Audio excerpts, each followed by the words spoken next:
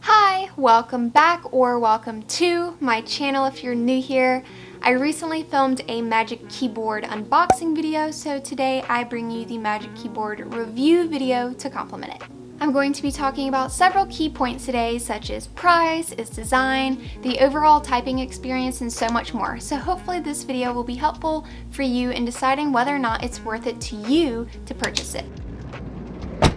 Alright, so when I saw that Apple was coming out with the Magic Keyboard, I was like, I need to get on that. And the reason being, I wanted my iPad to basically do everything. Since purchasing my iPad, I've used extensively for note-taking and designing stickers and digital planners and just other super useful tasks, which ultimately changed my work and creative flow, except one thing, it's typing.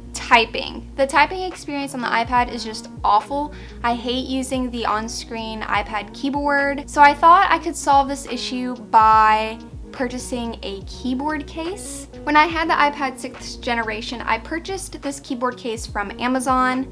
I'll have it linked below if you're interested in getting it for yourself if you have the iPad 6th generation. But basically it did improve the typing experience on my iPad because I didn't have to use the awful on-screen keyboard, which I just really disliked. Still, it sucked. And that's because there was no mouse or trackpad to use with the iPad at the time, and there wasn't one that came with this case. Plus, it adds a ridiculous amount of weight to my iPad. Flash forward several months, and Apple has come out with the new, and no, I don't mean the iPad Pro 2020 that just adds an extra camera. No, I mean the Magic Keyboard. Having trackpad support along with the keyboard really transforms the iPad into a powerful laptop. And for someone who wants their iPad to basically do everything, if not more than their laptop at times, I knew it was something that I wanted to try. Now, the Magic Keyboard, along with all Apple products, comes with a pretty hefty price tag. Because I am a student, I use the Apple Education discount to get any of my Apple products. Depending on what you purchase, it can be anywhere from $20 to $100 cheaper. So if you're a student, please don't forget to take advantage of the Apple Education discount. Anyway, I paid around $279 for the Magic Keyboard case for the 11-inch sized iPad. Keep in mind, if you have the 12.9-inch iPad or you can't use the Education discount, the price will only go up from there. Another thing to consider before purchasing the Magic Keyboard is the compatibility. So the Magic Keyboard is only compatible with the iPad Pro 2018 model and the newest iPad Pro 2020 model. If you have the iPad Pro 2018 model, then you will have a larger cutout for the camera since Apple added more cameras when they created the iPad Pro 2020. But personally, it's not that big of a deal for me. It's really just a cosmetic thing. One thing I really like about the Magic Keyboard is its sleekness. The case itself has a really nice texture and weight to it, but nothing I find too heavy, especially comparable to my MacBook Pro. And it just looks super nice and professional, as Apple always normally does with their designs. It also feels really well made and constructed, and I don't worry about breaking it or expecting any usual wear and tear anytime soon. However, one flaw in the Magic Keyboard design is that you can't flip it into tablet mode, so once you put your iPad in the case, you're basically constrained to using it like a laptop. There's obviously some tricks you can do to flip the case around to put it into tablet mode, rogue tablet mode, but honestly, I just take my iPad out of the Magic Keyboard case and just slip it into a snap-on case I have. It only takes me a few seconds,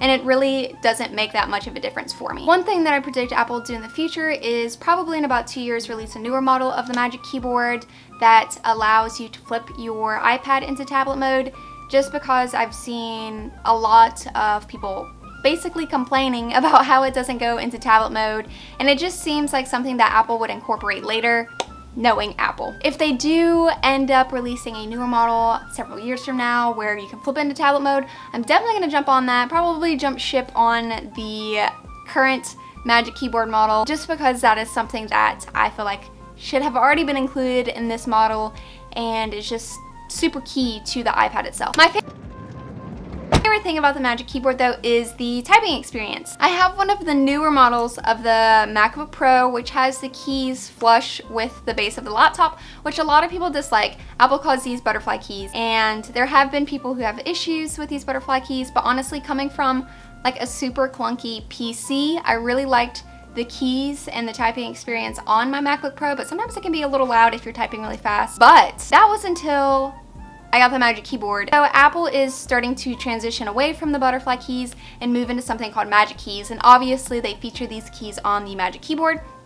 So if you have the newer models of the MacBook Pro or you have the Magic Keyboard, then you have likely encountered these newer Magic Keys that Apple is incorporating. And the Magic Keys are not flush with the base of the device, whether it be the computer or the Magic Keyboard. I will say I love the typing experience a lot more on the Magic Keyboard than my laptop. It just feels nicer to type on. I don't really know how else to explain it. I also don't really have an issue transitioning from the larger keyboard and the larger trackpad from my MacBook Pro, which is a 13-inch, to the smaller keyboard and trackpad on the Magic Keyboard itself. So my final thoughts on the subject of the Magic Keyboard is that the Magic Keyboard would be an absolute game changer for someone who wants to use their iPad for predominantly typing. Apps like Microsoft Word and Excel and other related apps or anything like that is supported by the Magic Keyboard and the trackpad on the iPad. If you find yourself wanting to turn to your iPad for more of your assignments or anything that requires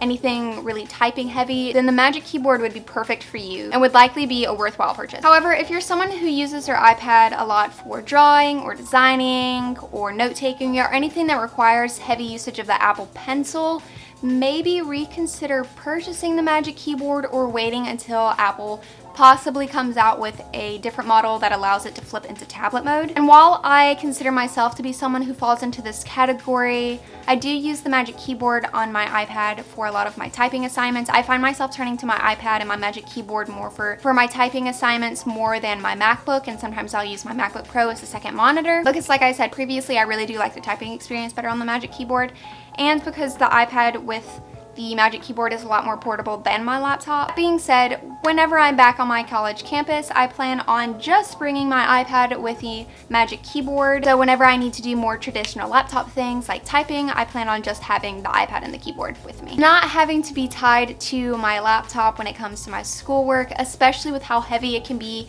in my backpack sometimes, makes me really excited for what potential the Magic Keyboard has for my own personal workflow as a student. So I hope you guys enjoyed the video. Let me know what you think of this video in the comments below. I try to heart and comment to as many comments as I can to stay engaged with you all. Also, don't forget to check the community tab on my channel. I often post there about video reminders and when I'm uploading, as well as my posting schedule.